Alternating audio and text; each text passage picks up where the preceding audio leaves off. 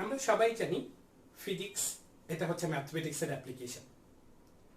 তার মানে হিউম্যান লাইফে আপনি প্রত্যেক স্টেপে যা করেন তাই ফিজিক্স। আর তাই যদি হয়ে থাকে তাহলে সেখানে আমরা একটু কয়েকটা বলের কিছু তাণ্ডব লীলা দেখার চেষ্টা করব। আমরা একটু ফোর্স নামের যে কনসেপ্টটা আছে সেটা খুব সুন্দরভাবে এটা একটু ক্লিয়ার করার চেষ্টা করব। তাহলে আসেন দেখি ভাইয়া, আজকে আমরা কিছু ধরনের বল নিয়ে কথাবার্তা বলার চেষ্টা করি। তো বল নিয়ে যখন আমরা কথাবার্তা বলতে চাচ্ছি, শুরুতেই তাহলে পারে নিউটন স্যারের কথা না বললেই তো না। তাহলে নিউটন স্যারের গতির দ্বিতীয় সূত্র থেকে আমরা F ইজ ইকুয়াল টু বলে আসছি ma। এই জায়গা থেকে আমরা একটা কথা বোঝানোর জন্য একদম যখন ক্লাস 9 এর কোনো বাচ্চা পাই ভাইয়া, তখন একটা কথা বলার চেষ্টা করি। সেই কথাটা আরেকবার একটু বলার চেষ্টা করব যে যতটুকু ভরের উপর বল তৈরি হয়, মানে যতটুকু ভরের উপর বল প্রয়োগ করা হয়, ঠিক ততটুকু ভরের ত্বরণ তৈরি হয়। যতটুকু ভরের উপর বল প্রয়োগ করা হয়, ঠিক ততটুকু ভরের ত্বরণ তৈরি হয়। এটার জন্য আমি সবসময় একটা এক্সাম্পল ব্যবহার করি। মনে করেন ভাইয়া, টমের একটা সাইকেল আছে। তো টমের ভর হচ্ছে 20 কেজি আর তার সাইকেলের ভর হচ্ছে 30 কেজি। ভাই কার্টুন তো, যে কোনো কিছুই পসিবল। তাহলে টমের ম্যাস হচ্ছে 20 কেজি আর টমের সাইকেলের ম্যাস হচ্ছে 30 কেজি। এখন আমি দুইটা কেস বলবো।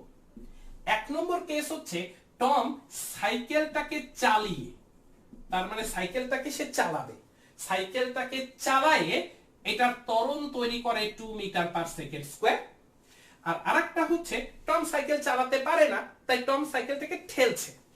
টম সাইকেলটাকে ঠেলে এটার ত্বরণ তৈরি করে 2 মিটার পার সেকেন্ড স্কয়ার। আমি প্রশ্ন করছি, কোন ক্ষেত্রে প্রযুক্ত বল কত? এটা যদি বুঝি, আমরা আজকে যে টপিকগুলো নিয়ে কথাবার্তা বলার চেষ্টা করব সবগুলো খুবই ইজি হয়ে যাবে ভাইয়া। তাহলে আসেন আমরা এই ব্যাপারটা একটু বুঝার চেষ্টা করি। তাহলে একটু দেখেন তো ভাইয়া, এই ক্ষেত্রে তাহলে আমরা কি বলতে পারি? এই ক্ষেত্রে আমরা তাহলে একটু আপনাকে মনে করিয়ে দিতেই পারি। এই যে দেখেন, 1 নম্বরের কথা যখন বলছি, টম সাইকেলটা চালাচ্ছে, তার মানে কি টম সাইকেলের উপর বসে আছে, সাইকেলটা চলছে। তাহলে একটু চিন্তা করেন তো কত ভরের ত্বরণ তৈরি হচ্ছে টম সাইকেলের উপর, আর সেই টম সহজ সাইকেলটা একটা এক্সিলারেশন পাচ্ছে। তার মানে সেই ক্ষেত্রে আমরা যদি F বলতে চাই ভাইয়া 1 নম্বরের ক্ষেত্রে, তাহলে M হিসেবে কি, টম তো আছে, টমের সাথে আবার কি সাইকেল আছে, তার মানে টমের ভর প্লাস সাইকেলের ভর, এইটা দিয়ে ইনটু ত্বরণ হচ্ছে 2। এবার 2 নম্বরে আসেন, টম সাইকেলটাকে ঠেলছে। এখন হতে পারে টম নিজে যেয়ে ঠেলছে, হতে পারে টমের হাতে এরকম একটা স্টিক আছে, লাঠি, আর সেটা দিয়ে বাঁশকে বাঁধা আছে, বাঁশ দিয়ে ঠেলে তার ত্বরণ তৈরি করে দিচ্ছে। তার মানে টমের ভর যেটা, সেই টমের ভরের কিন্তু ত্বরণ তৈরি হচ্ছে না, ত্বরণ তৈরি হচ্ছে কার? শুধু সাইকেল। তাহলে সাইকেলের ভর কত ছিল? 30, এত ইনটু 2। তাহলে এখান থেকে আমরা খুব ভালোভাবে মনে রাখবো ভাইয়া, যতটুকু ভরের উপর বল প্রয়োগ করা হবে ঠিক ততটুকু ভরের ত্বরণ তৈরি হবে। এটা খুব সহজেই আমরা বুঝতে পারছি। ঠিক একই রকম ভাবে যদি বলের সাম্য তৈরি হয়, তাহলে যতটুকু ভরের উপর ওই বল কাজ করবে ঠিক ততটুকু ভরের ওজনকে নিয়ে যদি ঝুলন্ত বস্তু হয়, তাহলে সেটা বলের সাম্য তৈরি করবে। তাহলে আসেন আমরা একটু আমাদের অঙ্কগুলো দেখার চেষ্টা করি। তাহলে সর্বপ্রথমেই আমরা আমাদের 4 নম্বর অঙ্কটা একটু দেখার চেষ্টা করছি। তাহলে 4 নম্বর অঙ্কটা একটু দেখি তো ভাইয়া। 4 নম্বর অঙ্কে আমাকে কি বলেছে? 4 নম্বর অঙ্কে বলেছে, দেখেন 2 কেজি, 3 কেজি, 4 কেজি ভরের 3টা ব্লক এরকম ভাবে ঝুলানো আছে দড়ি দিয়ে। দড়ির কোন জায়গায় টান কত এটা বের করতে বলেছে। আপনি তো বুঝতেই পারছেন, প্রত্যেকটা বস্তুই তার অভিকর্ষজ ত্বরণের জন্য যে ওজন সেটা প্রয়োগ করবে কি এইভাবে পৃথিবীর কেন্দ্রের দিকে। আমরা জি এর মান ধরে নিলাম 10। তাহলে একটু চিন্তা করে দেখেন তো ভাইয়া, আমি 4 নম্বর অঙ্কটা যদি সলভ করতে যাই, তাহলে আমি সর্বপ্রথমেই যদি F3 এর কথা বলি, F3 সুতা এই জায়গাটায় কতটুকু ওজনকে সাপোর্ট দিয়েছে দেখেন তো ভাইয়া। শুধু 4 কেজি ভরের ওজনটাকে সাপোর্ট দিয়েছে, এছাড়া তো আর কোনো কিছু না। তাহলে এইটার ক্ষেত্রে আমরা তাহলে F3 কত বলতে পারবো? আমাদের mg যদি হয় তাহলে 4 × 10। এবার আসেন F2 নিয়ে যদি কথা বলি, তাহলে F2 এখানে দেখেন তো আপনি কতটুকু ওজনকে সাপোর্ট দিয়েছেন ভাইয়া? 3 কেজি 4 কেজি দুইটা ভরের ওজনকে আপনি সাপোর্ট দিয়েছেন, তার মানে 4 3 7, তাহলে এটা হচ্ছে 7 × 10।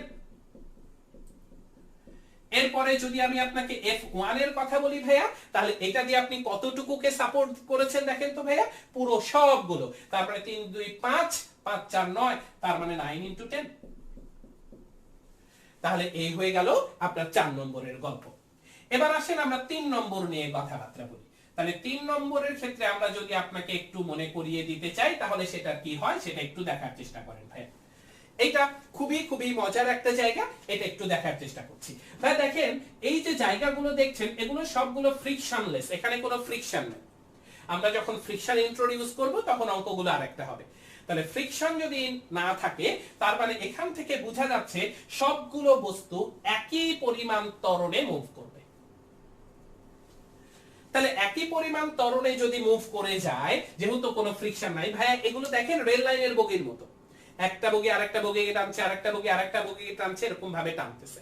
তাহলে আমরা সর্বপ্রথমে একটু দেখে নিব ভাইয়া যে এই জায়গায় 3 নম্বর বস্তুর উপর যদি বলটাকে F3 বলে থাকি, তাহলে একটু খেয়াল করেন F3 এটাই তো আপনার F, তাই না ভাইয়া? আর F3 এটা সমান আপনি কি একটু আগে বলেছেন যতটুকু ভরের ত্বরণ তৈরি করবে। তাহলে F3 দিয়ে আপনি কতখানি ভরের ত্বরণ তৈরি করেছেন দেখেন তো ভাইয়া? M1 M2 M3 সবগুলো ভরের ত্বরণ তৈরি করেছেন। তাহলে এইটা হচ্ছে M1 M2 M3 ইনটু হচ্ছে A।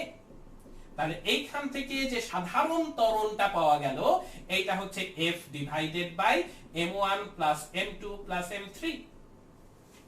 এখন আপনি আসেন ভাইয়া, এখন আপনার যদি F1 এর কথা জানতে ইচ্ছা করে, তাহলে F1 এই বলটা দিয়ে আপনি কতটুকু ভরের ত্বরণ তৈরি করেছেন? জাস্ট M1 ভরের ত্বরণ তৈরি করেছেন। তাহলে এর মান যদি বসায় দেন ভাইয়া, তাহলে এটা হয়ে গেল এই যে এরকম। এবার যদি আপনি F2 এর কথা জানতে চান ভাইয়া, F2 পরিমাণ বল দিয়ে দেখেন তো কতটুকু ভরের ত্বরণ তৈরি করেছে? M1 এবং M2 দুইটা, তার মানে M1 M2 ইনটু A। তার মানে আপনি বলতেই পারছেন M1 M2 into F divided by M1 M2 M3। এইভাবে ভাইয়া আমরা তাহলে যখন একটার পর একটা বস্তু সংযুক্ত থাকবে, সেই বস্তুগুলোর বল আমরা বের করে নিতে পারবো। তাহলে এইখানে দেখেন F1 F2 দুইটাকেই আমরা F এবং এগুলো দিয়ে কনভার্ট করতে পেরেছি। যদি F3 ও চাইতো, তাহলে F3 তো F, এটা আপনি দেখতেই পেতেন। যদি বলতো F3 কেও প্রকাশ করো, তাহলে এটা সরাসরি বলে দিতাম F। এভাবে যদি সংখ্যাগত মান দেওয়া থাকতো, তাহলে আমরা অঙ্ক করে ফেলতে পারতাম। তাহলে এই গেল ভাইয়া 4, এই গেল 3। এইবার দুইটা মাস্টারপিস বাকি। এই দুইটা মাস্টারপিস আমরা এখন একটু সলভ করার চেষ্টা করব। এই দুইটা মাস্টারপিস নিয়ে আমরা এখন একটু কথাবার্তা বলার চেষ্টা করব ভাইয়া। তাহলে আসেন আমরা 1 নম্বর অঙ্কটার দিকে যাচ্ছি। 1 নম্বর অঙ্কটা দেখেন ভাইয়া, 7 কেজি ভর আছে, 3 কেজি ভর আছে। এইটাকে আপনি 24 নিউটন বল দিচ্ছেন, ওইটাকে আপনি 4 নিউটন বল দিচ্ছেন। আপনি বের করতে চাচ্ছেন এটার ত্বরণ কত, আপনি বের করতে চাচ্ছেন এটার ত্বরণ কত এবং সেটা কোন দিকে যাবে। তাহলে একটু এই জায়গায় যে ভালো করে মনোযোগ দিয়ে দেখতে হবে ভাইয়া। মনে করেন এই বস্তুটার ভরকে আমি M1 বললাম, এটা হচ্ছে আমার 7 কেজি। এই বস্তুটার ভরকে আমি M2 বললাম, এটা হচ্ছে 3 কেজি। আমরা এই দিক দিয়ে একটা বল দিচ্ছিলাম, ধরলাম এটা F1, এটা হচ্ছে 24 নিউটন। এদিক থেকে একটা বল দিচ্ছিলাম, ধরলাম এটা F2, এটা হচ্ছে আমার 4 নিউটন। একটু চিন্তা করেন, তাহলে এই হচ্ছে আমার সেই জায়গা যেখানে এই বস্তু ওকে বল দিবে, ওই বস্তু একে বল দিবে, কন্টাক্ট প্লেস। যদি কন্টাক্ট প্লেসই হয়ে থাকে, তার মানে আগে থেকে এখানে যদি বল প্রয়োগ করা হয়, তাহলে এইটা এর উপর যে বল প্রয়োগ করবে সেইটাকে যদি আমি ক্রিয়া বলি, তাহলে ওইটা এইটার উপর যে বল প্রয়োগ করবে সেটা হবে প্রতিক্রিয়া। এবং ক্রিয়া প্রতিক্রিয়া সব সময় পরস্পর সমান আর বিপরীতমুখী হবে। তাহলে এখন আপনি একটু আলাদা আলাদা ভাবে চিন্তা করেন। আপনি M1 নামের যে বস্তুটা আছে, সেই M1 নামের বস্তুর উপর বলের ক্রিয়া দেখেন। M1 নামের বস্তুর উপর F1 বলটা কাজ করছে এইভাবে, খেয়াল করে দেখেন F1 বলটা কাজ করছে এইভাবে, এটা এইভাবে আপনি দিচ্ছেন। এরপর একটু যদি চিন্তা করে দেখেন তাহলে এখান থেকে দেখেন এফ প্রাইম বলটা ওই বস্তু এই বস্তুর উপর প্রয়োগ করছে, তার মানে এফ প্রাইম বলটা আছে এইখানে।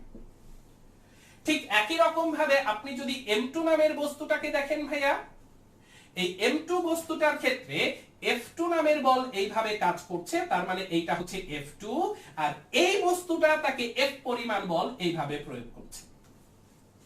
দুইটার ক্ষেত্রে একটা সাধারণ ত্বরণ আছে, সেই ত্বরণটা ধরে নিচ্ছি A, আমরা বের করতে চাচ্ছি সেই ত্বরণটা কত।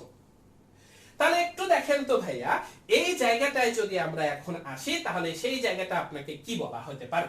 তাহলে এইখানে সাধারণ ত্বরণ যদি A হয়, তাহলে আমাকে একটু বলেন তো ভাইয়া, মনে করেন এই হচ্ছে আপনার মাথা, এই হচ্ছে আপনার একটা কান। এবার আপনার এই মাথা কান ধরে এই দিকে টানা হলো 10 নিউটন বলে, আর এই দিকে টানা হলো 6 নিউটন বলে। জিজ্ঞেস করলাম আপনার মাথা কোন দিকে যাবে, তাহলে ডেফিনেটলি বলবেন আপনি এই দিকে যাবে। কত নিউটন বলে যাবে? 10 - 6 হবে কত ভাইয়া? 4 নিউটন। ধরলাম আপনার মাথার ভর 2 কেজি। যদি বলি আপনার মাথার ত্বরণ কত, তাহলে আপনি অবশ্যই বলবেন 4/2 মানে 2 মিটার পার সেকেন্ড স্কয়ার। তাহলে এখান থেকে বোঝা যায় যে দুইটা বলের পার্থক্যই তাকে ত্বরণ তৈরি করে দিবে। এখান থেকে খুব সহজেই বোঝা যাচ্ছে ভাই এটা 24 নিউটন, এটা 4 নিউটন, এই বলটা অনেক বড়, তাই সাধারণ ত্বরণটা তৈরি হবে এইদিকে। তাহলে সাধারণ ত্বরণ যদি এই দিকে তৈরি হয় ভাইয়া, তাহলে ওইটাকে নিয়ে সামনে আগানোর চেষ্টা করেন। তাহলে এইটার যে ত্বরণ সেই ত্বরণটা হচ্ছে A এরকম, এইটার যে ত্বরণ সেই ত্বরণটা হচ্ছে A এরকম। তাহলে এইটার ক্ষেত্রে আপনি কি বলতে পারবেন? F1 চাচ্ছে তুমি ওই দিকে যাও, F প্রাইম চাচ্ছে তুমি এই দিকে আসো। তাহলে একটু চিন্তা করে দেখেন তো ভাইয়া, F1 - F প্রাইম এইটা সমান আপনি কি বলবেন? M1 * A। কোনো আপত্তি থাকার কথা না। তাহলে F1 এটা হচ্ছে 24 - F প্রাইম, এইটা সমান দাঁড়ালো M1 কত ভাইয়া? M1 হচ্ছে 7, আর এ তো আমাদের আস্তিক। ঠিক একই রকম ভাবে এখানে যদি বলি, তাহলে ওই F চাচ্ছে তুমি ওই দিকে যাও, F2 বলতেছে না এইদিকে, ফলাফল হিসেবে সে ওই দিকে গেছে, তাহলে অবশ্যই এটা বড়। তাহলে এটা যদি কাজে লাগাই, তাহলে F - F2 এইটা সমান হচ্ছে M2 * A। তাহলে এখান থেকে আমরা বলতে পারছি ভাইয়া F - F2 হচ্ছে আমার 4 = M2 কত ভাইয়া? M2 হচ্ছে আমাদের 3, এটা হচ্ছে thrice A। তাহলে এইখান থেকে একটু ঠান্ডা মাথায় দেখেন F প্রাইম আর F তো সমান ভাইয়া, যদি তাই সমানই হয়ে থাকে তাহলে এই জায়গা থেকে আমরা যদি দুটো মান বের করে ফেলতে পারি তাহলে তো আমার অঙ্কটা শেষ হয়ে যায়। তাহলে এখান থেকে আমরা F প্রাইম এইটা সমান বলতে পারি 24 - 7A। F প্রাইম এটা হচ্ছে 24 - 7A, আর এইখান থেকে আপনি F সমান কি বলতে পারেন একটু খেয়াল করে দেখি ভাইয়া, thrice A + 4। এখন আপনি দেখেন F প্রাইম এবং F দুইজনের মান সব সময় সমান হবে। আপনি ডিরেকশন কিন্তু আগে নিয়ে নিয়েছেন, তাই সেই ক্ষেত্রে আমাদের গল্পটা ওইখানেই শেষ হয়ে গেছে। তাই সেটাই যদি হয় তাহলে এই দুইটা অবশ্যই সমান। এই দুইটা যদি সমান হয়ে থাকে তাহলে আপনি বলতেই পারেন 24 - 7A = thrice A + 4। thrice A + 4 আপনি বলতেই পারেন আবার যে ক্রিয়ার প্রতিক্রিয়া তো সমান আর বিপরীত ভাইয়া, ওই যে বিপরীতের দিক কিন্তু আমি আগেই নিয়ে নিছি, দিক আগে নিয়ে নেওয়ার জন্য দিক কিন্তু আগেই মাইনাস বসায় দেওয়া হয়েছে ভাইয়া। তাহলে এখানে শুধু মানগুলো বসানো আছে। তাহলে সেটাই যদি হয় তাহলে এখান থেকে আপনি বলতে পারছেন ভাইয়া 24 - 4 = thrice A + 7A। That means এটা হচ্ছে 20 আর এইটা হচ্ছে 10A। তার মানে এখান থেকে A সমান আপনি বলতে পারছেন 2 মিটার পার সেকেন্ড স্কয়ার। তাহলে আপনার যে এই যে স্বাভাবিকভাবে যে ত্বরণটা তৈরি হয় সেই ত্বরণটা কত ভাইয়া? 2 মিটার পার সেকেন্ড স্কয়ার। আমি আবারও বলছি, এই জায়গাটায় এসে আপনারা বলতেই পারেন ভাইয়া ক্রিয়া এবং প্রতিক্রিয়া পরস্পর সমান কিন্তু বিপরীতমুখী, তাহলে আপনি কেন এখানে মাইনাস বসাননি? আমি সেই প্রশ্নের উত্তরটা আগেই বলছি ভাইয়া। একটু চিন্তা করেন, এই যে আপনি মাইনাস গুলো বসাতে পেরেছেন, এই যে এখানে আপনি মাইনাস গুলো বসাতে পেরেছেন, এটা কার ভিত্তিতে? তার দিকটা আগেই দেখে নিয়েছেন না ভাইয়া? যদি দিক আগেই দেখে নিয়ে থাকেন তাহলে কি আর আপনার পক্ষে আর মাইনাস বসানো সম্ভব? তাহলে সেই দিকের কাজ আমরা আগেই করে নিয়েছি। সো এইটা হচ্ছে আমাদের ত্বরণ, যে ত্বরণ নিয়ে এই সামগ্রিকভাবে বস্তুটা বা এই কম্বিনেশনটা মুভ করবে। তাহলে এটা যদি এরকম হয়ে থাকে তাহলে 2 নম্বর অঙ্কটা আশা করতেই পারি আপনি নিজে করে দিবেন ভাইয়া। তাহলে 2 নম্বর অঙ্কটা থাকলো আপনার উপর, 2 নম্বর অঙ্কটা আপনি নিজে সলভ করবেন। এখানে কি বলা হচ্ছিল, 9 কেজি ভরের একটা বস্তু ছিল যার উপর 24 নিউটন বল প্রয়োগ করছি, 3 কেজি ভরের একটা বস্তু। আর এক্ষেত্রে যেটা দেখা গেল, এটা স্বাভাবিকভাবে 2 মিটার পার সেকেন্ড স্কয়ার ত্বরণে মুভ করছে। এখন প্রশ্ন ছিল অ্যাকশন এবং রিঅ্যাকশন, এটা কত হবে এটা বের করো। তাহলে এইটা আপনাদের জন্য থাকলো, এটা আপনারা সলভ করে দেবেন আমাকে। ঠিক আছে, তাহলে এখন আমরা এই জায়গাগুলো থেকে দেখলাম বলের সম্পর্কে। তাহলে আমরা কি বলতে পারি ভাইয়া, যে যতটুকু ভরের উপর এই বলটা প্রযুক্ত হবে ঠিক ততটুকু ভরের কি তৈরি হবে ভাইয়া, ত্বরণ তৈরি হবে। সো আমাদের এই জায়গাগুলো একটু ভালোভাবে দেখে নেবেন, এটা খুবই কনসেপচুয়াল একটা জায়গা, ইনশাআল্লাহ এটা আমাদেরকে অনেক দূরে গিয়ে নিয়ে যাবে।